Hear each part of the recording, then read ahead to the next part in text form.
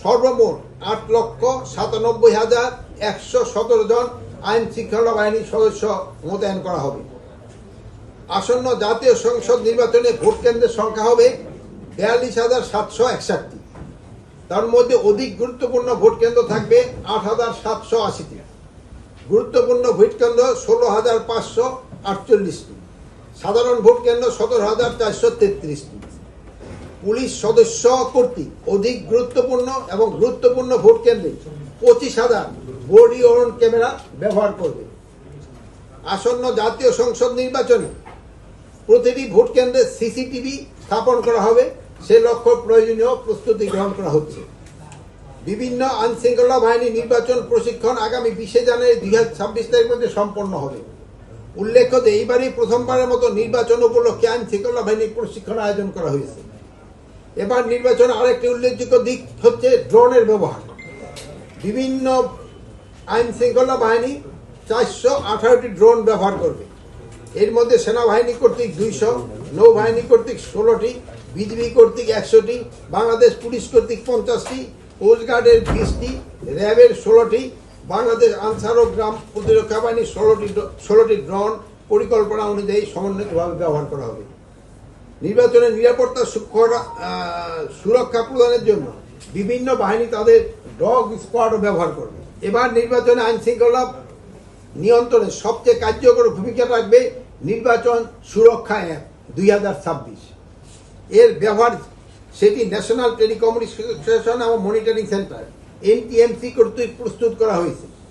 এর সঙ্গে বিভিন্ন আইন শৃঙ্খলা বাহিনী, রিটার্নিং অফিসার, সহকারী রিটার্নিং অফিসার সহ স্বরাষ্ট্র মন্ত্রণালয়ের কেন্দ্রীয় কন্ট্রোল রুম যুক্ত থাকবে। এটি তাৎক্ষণিকভাবে আইন শৃঙ্খলা সংক্রান্ত অভিযোগ গ্রহণ এবং এর দ্রুত প্রতিকার ও নিয়ন্ত্রণে ভূমিকা রাখবে।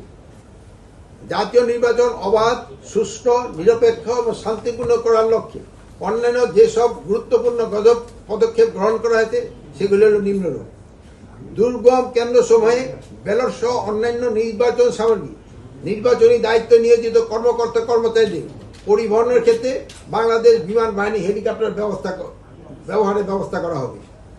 নির্বাচনে প্রতিবন্ধকতা ও বাধা সৃষ্টি করতে পারে এমন দুষ্কৃতিকারীদের দ্রুত গ্রেপ্তার করে আইনের ব্যবস্থা গ্রহণ করার জন্য আইন শৃঙ্খলা বাহিনীকে নির্দেশ দেওয়া হয়েছে।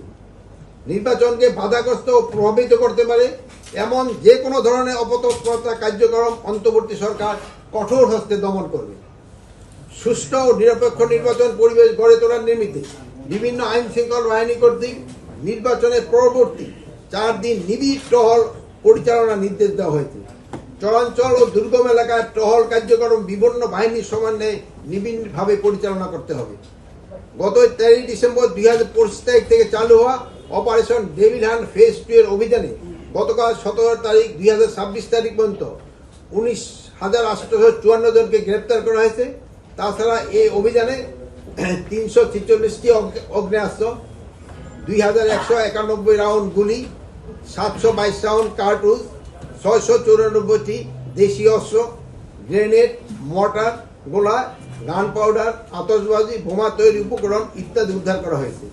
এ সময় মামলা ও ওয়ারেন্ট মূলে 33,513 জন সহ সর্বমোট 53,367 জনকে গ্রেপ্তার করা হয়েছে। ডেভিল হান্ট ফেজ 2 এর অংশ হিসাবে চেকপোস্ট ও টহলের সংখ্যা বৃদ্ধি করা হয়েছে, যাতে সন্ত্রাসী ও দুষ্কৃতিকারীরা পার না পেয়ে যায় এবং অবৈধ ও লুট হওয়া উদ্ধার করতে আরো বৃদ্ধি পায়। মূলত এইসব বিষয় নিয়ে আইন শৃঙ্খলা সংক্রান্ত উপদেষ্টা পরিষদ কমিটির সভায় আলোচনা হয়েছে।